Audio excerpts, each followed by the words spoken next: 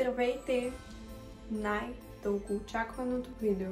Имаше хора, които много искаха да видят рецептата ми за суши, която сама си измислих. Даже измислих две, ще видите в видеото. Ще има проба. Ще има малко кадри, където ви показвам подаръците, обаче забравих да снимам какви ще бъдат те, така че ще ги видите опаковани.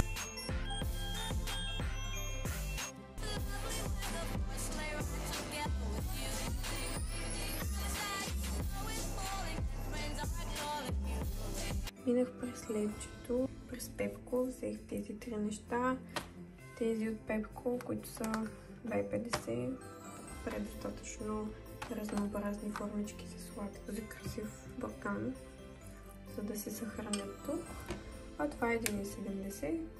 Това е чиника за сладки също, пластмасова, а буркана беше 10 лева. Така забравих да ви покажа, взела съм един лист от този станьол, мисля, че така се казваше, за да опаковам питката. Отгоре ще я върша след такава панделка сребриста, късметчета за питката. И забравих също от Левчето да ви покажа, взех си две кутийки бенгалски огън, просто така да има за празника. Така, хора, в момента съм на работното ми място, трябва да го почистя, защото има доста прах. Клиентката ми е в 5:30, в момента е 4:40. Когато я довърша, ще се оправя и ще започнем да правим суши. Ще започнем направо от ориза, няма да си приготвям нищо готово, единствено пилешкото филе ми е готово. Всичко останало ще приготвим заедно. Така се получиха коледните ногти на клиентката ми.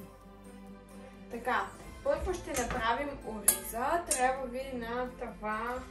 Сега ще си пусна везната, за да измеря колко. По принцип, ако искате повече бройки сушата, трябва да увеличите ориза. Аз ще направя 4 броя, 2 с нори и 2 с оризови кори.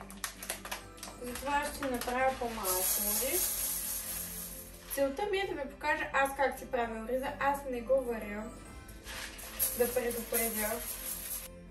И използвам обикновен перлен ориз. Ето го. Пръснам си 200 ориз.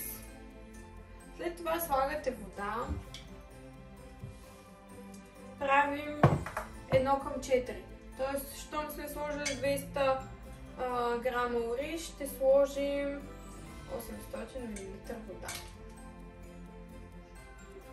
И слагам във фурната. В фурната слагате на 220 градуса горно-долно. Докато ориза ми се приготвя, ще изпробвам нещо пред вас. В момента ви показвам сушито, което се прави с норите, което аз го правя. Ще правя за първи път с оризови кори и понеже искам те да са розови, в тиган си сложих нарязано червено цвекло и ще го заваря с вода някакси.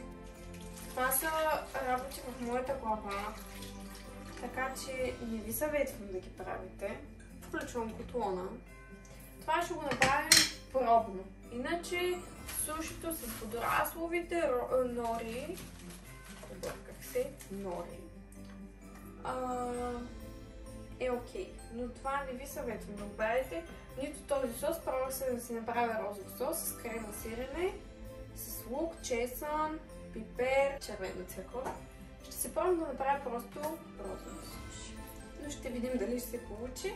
Докато ми завари водата с цвеклото, докато стане ориза, ще ви покажа какви неща съм си приготвила. Ето ги нещата, норите, совите кори. Пак предупреждавам, не ме слушайте за тях. Соев сос, сладко чили. Това е майонезеният сос, който си го направих с кисело мляко, с майонеза. Еднакво количество кисело мляко и майонеза. И също соев сос си сложих и малко горчица, ама тя е по вкус. Пилешкото филе, краставица, авокадо, този сос също не съм много окей да го ползвате. Ще видим, дали не съм го кусала, сложих си малко мед, забравих да ви кажа. А това е крема сирене. Да, щупи ми се шприца. Ето, мога да ви го покажа. Щупи се от тук. Ще ви трябва такова да се го навиете. Забравих как се казва. Хора, мисля, че това ще се получи. Не знам защо, но мисля, че ще стане окей. Орезът почти е готов. Така, хора, ще започваме вече. Ето го ореза, трябва да ви се получи така. И когато направите така, той да не се мести. Ето. Мое не е кой знае колко е стинал и сега сигурно много ще ми пари. Ето така. Слагам почти навсякъде. В тия краища много не слагам. Вземам импровизирания ми шприц, който едва трябва да го натисна. Слагаме от този майонезен сос, който ви показах. Слагам го така с лъжичката. Ако искате повече сос, слагайте повече. Слагам и сладко чили. Него по-малко слагам, защото и отгоре ще слагам също. Чудя да сложа ли от този. Обаче вие не го пробвайте. Аз ще ви споделя, ако се получи. Нареждам си пилешкото. По този начин. Слагам авокадо. Слагаме и краставица. Можете да видите колко ужасно изглежда. Чакайте само да си взема една турбичка, защото стреч фолиото ми свърши. Някак си трябва да навия това суши. Ето. Нещо такова трябва да се получи. Тук е текнало. Да. Тук е леко кухо в началото, но вече по средата. Ето, може да ме го видите. Вуаля, дебело суши, което си спука малко. Хора, сега ще почистя, ще ги нарежа, ще ги декорирам и ще ви ги покажа. И също така ще ги правям пред вас, ще ви кажа какво мисля.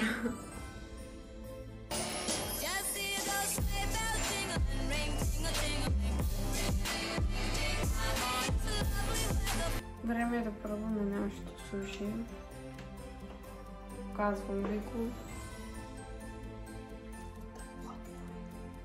Сипала съм си в една купичка соев сос. Ето и клечки. И сега пробваме. Това суши трябва да го пробвате. За розовото говоря, което си го измислих и го пробвахме. Повече ми харесва даже от другото. И розовия сос. Направете си го. Топ е, който обича по-пикантно. Ако искате още такива рецепти, може да се абонирате за мен. Пишете долу в коментарите, ако искате някаква друга храна да сготвя пред вас.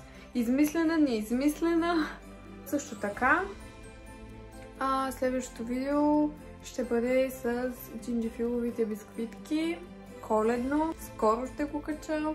Обещавам. Този път наистина обещавам. Може да ме последвате в Instagram, в TikTok. Чао, чао, хора!